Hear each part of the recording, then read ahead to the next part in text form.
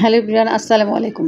আশা করছি কাছে দূরে দেশে বিদেশে যে যেখানে আছো সবাই খুব ভালো আছো, সুস্থ আছো। আল্লাহর রহমতে আমিও তোমাদের দোয়ায় অনেক ভালো আছি। সামিরাস লাইফস্টাইল ব্লগ থেকে সবাইকে অনেক অনেক শুভেচ্ছা ও ভালোবাসা জানিয়ে আমি সামিরা আজ আরও একটি নতুন ভিডিও শুরু করছি। আজ হচ্ছে বুধবার আর এখন হচ্ছে দুপুর 11:30। তো বন্ধুরা দেখতে থাকো আমি কি করছি।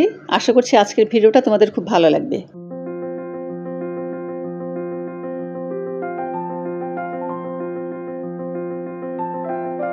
আজকে সকালের নাস্তা খাওয়া তোমাদের সাথে আর শেয়ার করলাম না, প্রতিদিনই তো নাস্তা খাই, প্রতিদিনই শেয়ার করি।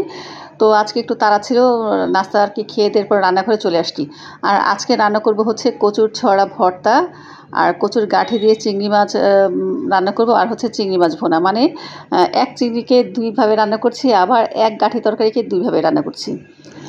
দেখা যায় মেয়েরা তো আর কি তরকারি খেতে চায় না, চিংড়ি মাছ ভুনা হলে সেটা ভালোই খাবে। আর আমার বর হচ্ছে আবার গাঁঠি দিয়ে চিংড়ি মাছ দিয়ে খেতে তরকারিটা আর কি পছন্দ করে। তো মূলত ওর জন্য গাঁঠি কচুর তরকারিটা রান্না করছি। তো এদিক দিয়ে কিন্তু আমার চিংড়ি মাছ ভুনা হয়ে গেছে। আজকে আর কাটা ধোয়া কিছুই শেয়ার করি নাই, ডাইরেক্ট রান্না করেছি। এই যে দেখো চিংড়ি মাছটা কিন্তু খুব সুন্দর হয়েছে। আর দেশি চিংড়ি মাছ এবার যা দিয়ে রান্না করি না কেন খেতে কিন্তু খুব মজা হয়। তো আমার মোটামুটি রান্না কমপ্লিট। এখন আমি আর কি বেগুন ভাজবো। এই বেগুনটা আমি কালকেই আর কি গতকাল ভাজার জন্য নিয়েছিলাম, কিন্তু কেন যেন আর কি ভাজা হয়নি। তো ফ্রিজে রেখে দিয়েছিলাম, সেটা এখন ভেজে নিচ্ছি।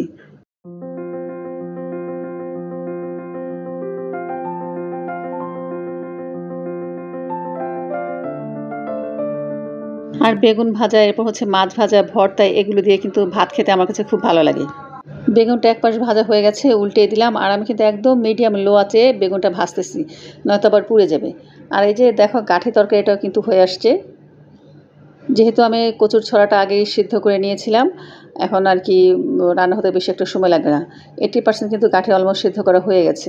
তো এদিক দিয়ে আমি রান্নাটা চুলায় বসায় আসছি, আর এদিক দিয়ে যে ডিম নিয়ে আসছিলো ডিমগুলো একটু গুছিয়ে রাখি। তো 2 প্যাকেটের ডিম, এটার কারণ হচ্ছে প্রথম যে অল্প পরিমাণ ডিম সেটা আমার মেয়ে নিয়ে আসছিলো, ঘরে ডিম ছিল না। তো মুদি দোকান থেকে নিয়ে আসছে, ও বলছে যে কেক বানাবে। তো আমি তো কেক বানাই দিব না, তো নিজে যে ডিম নিয়ে এসে কেক বানাইছে সেটার আর কি ভিডিওটা তোমাদের সাথে আমি পরে দেখাবো। আর এরপরে আবার তাসমিমের বাবা জানতো যে ডিম নেই, শেষ হয়ে গিয়েছিল, সে আবার ডিম নিয়ে আসছে। তো এখন যে ডিমগুলো একটু গুছিয়ে রাখি, আবার দেখা যায় যদি আমি রেখে দিই বাচ্চা কাচ্চার ঘর ডিম ভেঙেও যেতে পারে। তো অলরেডি কিন্তু 2টা ডিম আমি ভাঙা পেয়েছি, কারণ অনেকগুলো ডিম একসাথে ছিল। তো 2টা ডিম দেখলাম ভেঙে গিয়েছে, ওই 2টা আর কি রাখলাম না বক্সে। এটা হয়তো এখন ভেজে খেয়ে ফেলবো, আর নয়তো দেখা যায় কী হবে জানি না, লাস্টে হয়তো ফালানো যায় কিনা জানি না। আমার ঘরে কিন্তু ম্যাক্সিমাম জিনিসই এমন হয় যেগুলো আর কি দেখি যে একবার রেখে দিছি আর কি খাওয়ার জন্য বা পরবর্তীতে কোনো একটা কিছু বানানোর জন্য, সেগুলো আর কি করা হয় না, লাস্টে ফালানো যায়। তো এদিক দিয়ে কিন্তু আমার কচুর ছড়ার তরকারিটা হয়ে গেছে। তোমাদের আমি একদম ডাইরেক্ট টেবিলে সাজিয়ে গুছিয়ে দেখাচ্ছি। যে দেখো এখানে কী আছে। আমার কচুর ছড়া ভর্তা, সাথে বেগুন ভাজা, এরপর হচ্ছে চিংড়ি মাছের ভুনা, ডাল, এরপর হচ্ছে কচুর ছড়া দিয়ে চিংড়ি মাছ, আর লেবু। শশা শেষ হয়ে গিয়েছিল, আমি আর কি খেতে বসে দেখলাম শশা নেই, তখন তাসমিমের বাবাকে ফোন দিয়ে বললাম যে শশা কিন্তু শেষ হয়ে গেছে, তো এটাও নিয়ে আসবে। তো দুপুরবেলা খাওয়া দাওয়ার পরে যে বিকেলের দিকে দেখো আমি কতগুলো মশলার ডাব্বা নিয়ে বসেছি। এই আর কি মশলাগুলো এক এক জায়গায় ছড়ানো ছিটানো ছিল। এরপরে হচ্ছে আমিও আরও কিছু নতুন মশলা আনিয়েছিলাম। এগুলো মূলত বিরিয়ানির মশলা, কাচ্চির মশলা, এরপর হচ্ছে মোরগ পোলাওয়ের মশলা, রোস্টের মশলা, সব আইটেম এখানে আছে। তো এখানে আমার ঘরে মনে হয় এমন কোনো মশলা মুদিখানা নেই যে আমার কাছে না আছে। তো এখানে যেমন আমি তোমাদের বলছি কি আছে, যেমন জয়ফল, জয়ত্রী, কালো এলাচ, সাদা এলাচ, কালো গোলমরিচ, সাদা গোলমরিচ, এরপরে হচ্ছে ত্রিপল, আদাসু, এগুলো হচ্ছে আবার কাবাবের জন্য, এরপরে কাবাব চিনি। তো অনেক আইটেমের মশলা। এরপরে হচ্ছে কিশমিশ, বাদাম, এগুলো তো আছেই, আরও আছে অনেক, মানে যেগুলোর নাম বলে শেষ করা যাবে না। যেমন তান্দুরি মশলার আর কি মশলাটা, তান্দুরি চিকেনের মশলা, এরপর হচ্ছে মানে অনেক ধরনের মশলা, আমি নিজেও জানি না আমি কী কিনে রাখছি। এই যে এটা হচ্ছে রাঁধুনি। রাঁধুনি দেখো কতগুলো, আমি একবার বলছিলাম যে কিছু রাঁধুনি নিয়ে এসে অল্প পরিমাণে, আমার বর কতগুলো নিয়ে আসছে।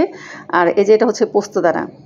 তো পোস্তদানা কিন্তু খুবই ছোট ছোট, আর যে কোনো অনেক আইটেম রান্নার ক্ষেত্রেই কিন্তু পোস্তদানার প্রয়োজন হয়। এরপর তো নর্মাল যে এলাচি, দারচিনি যেগুলো আছে সেগুলো আর কি আমি এখন সব মোটামুটি গুছিয়ে রাখলাম। এছাড়াও কিন্তু দেখা যায় আমার কাছে আস্ত জয়ফলও আছে, আবার আমি গুঁড়া জয়ফলও আর কি ঘরে করে রেখেছি, যখন যেটা প্রয়োজন হয়। আর এই যে বাদামগুলো আমি কাচের বয়ামে ভরে রেখেছি। আর ম্যাক্সিমাম জিনিসই কিন্তু চলে যাবে এখন ফ্রিজে। যেমন দেখা যায় বাদাম, এরপরে হচ্ছে তান্দুরি যে মশলাগুলো, এগুলো কিন্তু, এরপরে কালি জিরা, এগুলো আমি ফ্রিজে রেখে দিই। নয়তো নর্মাল টেম্পারেচারে রাখলে কি হয়, অনেক সময় আর কি সাদা সাদা হয়ে যায়, একটা ফাঙ্গাস পড়ে যায়, নষ্ট হওয়ার চান্স থাকে।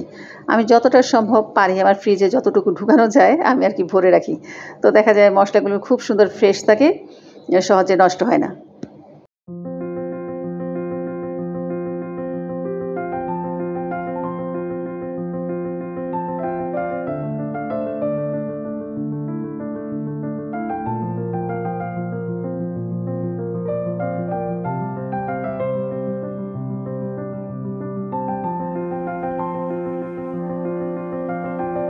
এছাড়াও আমি কিছু স্ন্যাক্স হিসেবে এনেছি, স্ন্যাক্স হিসেবে আর কি খাওয়ার জন্য। যেমন এটা হচ্ছে কুমড়োর বীজ, মিষ্টি কুমড়োর বীজ, যেটা আমরা জানি এগুলো হেলথের জন্য খুবই ভালো।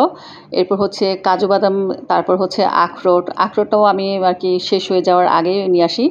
কিছু মশলা তো দেখা যায় আমি অনেক দিন পর্যন্ত ঘরে রাখি, সহজে শেষও হয় না। যেমন এটা সাজেরা, সাজেরা অনেকটা পরিমাণে নিয়েছি, এটা কিন্তু পরিমাণে খুবই কম লাগে। জাস্ট শুধু দেখা যায় কাচ্চি বা ফ্রাইড রাইস আমি যখন করি তখন আমি একটু দিয়ে দিই। এই যে আখরোট, দেখো আখরোটগুলো মাশাআল্লাহ কিন্তু খুব বড় বড়। আর এই আখরোট কিন্তু ভেজে খেতেও ভালো, আর এটা কিন্তু স্বাস্থ্যের জন্য অনেক ভালো। তো আমি সবসময় আর কি আমার ঘরের সব মশলাগুলো রাখার চেষ্টা করি, এক এক আইটেম রান্না করি। রান্না করা আমার শখই বলা যায়।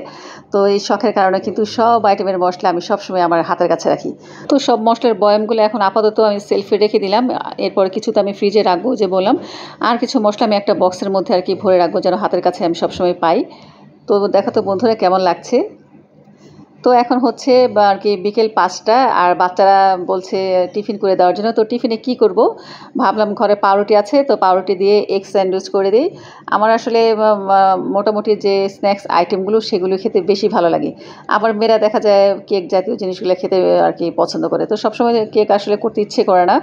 তো ভাবলাম হাতের কাছে তো সবই আছে, আর সিম্পলের মধ্যে সব কিছু করা যাবে। তো ওদের জন্য এগ স্যান্ডউইচ করে দিই। প্রথমে কিন্তু আমি 2টা ডিম নিয়েছি, 2টা ডিমকে আমি পোচ করে নিয়েছি। এরপরে টমেটো ছিল, শসা ছিল, আর ব্রেডের গায়ে কিন্তু আমি মাখন লাগিয়ে নিয়েছি। এই আর কি রেসিপিটা খুবই সোজা, কিন্তু খেতে অসম্ভব মজা। চাইলে এটা বাচ্চাদের টিফিনে বিকেলের স্ন্যাক হিসেবে বা মেহমানকেও কিন্তু অনায়াসে দেওয়া যায়। তো আমি কিন্তু পাউরুটির মধ্যে আগেই বললাম যে আমি বাটার স্প্রেড করে নিয়েছি। এরপরে ওর উপরে আমি দিয়ে দিলাম শসা, গাজর, একটুখানি পেঁয়াজ, সাথে ডিম দিয়ে দিলাম। এরপরে আবার আমি দিয়েছি একটুখানি সস, তার উপরে দিয়েছি বাটার। এরপরে আমি এই যে আমার স্যান্ডউইচ মেকারে ওপরে নিচে কিন্তু আমি হালকা একটুখানি বাটার স্প্রেড করে দিলাম। বাস আমার ঝামেলা শেষ, আর কোনো কাজ নেই, এখন শুধু হওয়ার অপেক্ষায়। তো বাচ্চারা খাবে আর কি, ওরা খুব আর কি লাফালাফি করছে কখন খাবে, কখন তৈরি হবে। তো এই ফাঁকে ভাবলাম আমি ওদের সস দিয়ে প্লেটটা আর কি রেডি করে নিই, যেন হওয়ার সাথে সাথে খেতে পারে। তো এখানে আমি নিয়েছি টমেটো সস, এরপর হচ্ছে চিলি সস, আর দিয়ে দিলাম এটা হচ্ছে থাই সস। আমার কাছে কিন্তু থাই সসটাই বেশি ভালো লাগে, তবে টমেটো সসটা তো এটার বলে শেষ করা যাবে না, এটা অল টাইম ভালো লাগে, আর বাচ্চারা খেতে পছন্দ করে। তো আমার স্যান্ডউইচ মেকার কিন্তু সিগন্যাল দিয়েছে, লাল থেকে গ্রিনে চলে আসছে, আর আমি বুঝে গেলাম আমার স্যান্ডউইচ তৈরি হয়ে গেছে। তো ফাইনালি আমার স্যান্ডউইচ তৈরি। তো এখন এটাকে আমি একটুখানি কেটে দিব সমানভাবে। চাইলে এইভাবে খাওয়া যায়, তবে কেটে দিলে দেখতে বেশি ভালো লাগে। তো 2 মেয়ের জন্য, আমার জন্য আমি করি নাই, আমি আর কি পরে অফ ক্যামেরায় করে খেয়েছি, ভীষণ ভালো হয়েছে খেতে। তো এই যে দেখো আমি এখন 2টা ট্রের মধ্যে দিয়ে নিচ্ছি। আর আমার কাছে কিন্তু এই সার্ভিং প্লেটগুলো খুব ভালো লাগে, মানে একটা প্লেটেই কিন্তু অনায়াসে অনেক কিছু দেওয়া যায়। এই কারণে কিন্তু আমি 4টা প্লেট কিনেছি আমাদের 4 জনের জন্য। আমার কাছে এই বড়গুলোর চাইতে না ওই ছোটো প্লেটগুলোই বেশি ভালো লাগে, কিন্তু ছোটো প্লেটগুলো সচরাচর বেশি একটা পাওয়া যায় না, আর হাতের কাছে কিন্তু এই বড় প্লেটগুলোই পাওয়া যায়। দেখি আবার যদি দেখি যে এই ছোটো প্লেটগুলো পেয়ে গেছি, প্লেটগুলো কিনে নিয়ে আসবো। তো এই যে দেখো সার্ভ করে দিলাম, মাশাআল্লাহ কত সুন্দর হয়েছে, আর অনেক কিন্তু ক্রিস্পি হয়েছে। তোমাদের ঘরে যদি স্যান্ডউইচ মেকার নাও থাকে, তোমরা কিন্তু চাইলে প্যানে করে নিতে পারো। জাস্ট আর কি এভাবে সব কিছু বানিয়ে এরপরে প্যানের মধ্যে হালকা একটুখানি বাটার দিয়ে এপাশ ওপাশ করে ভেজে নিলেই হলো।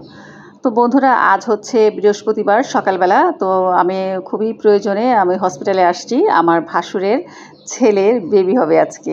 আর আমরা কিন্তু অপারেশনের রুমে অপেক্ষা করছি, অনেকেই আছে। তো সবাইকে আমি দেখাচ্ছি না, আসলে তারা পছন্দ করে না ক্যামেরার সামনে আসার জন্য, এই কারণে কোনো আর ভিডিও করলাম না। আমরা প্রায় এখানে 8-9 জন আছি। তো আলহামদুলিল্লাহ আমাদের ছেলে বেবি হয়েছে। এরপর আমি বাসায় চলে আসছি, বাসায় এসে দুপুরে তাদের জন্য খাবারের ব্যবস্থা করলাম। এরপরে যে এখন খাবার পাঠিয়ে দিচ্ছি, আর এই যে মেয়েরও যাচ্ছে সাথে। তো বন্ধুরা, আজকে এই পর্যন্ত, সবাই ভালো থেকো, আল্লাহ হাফিজ।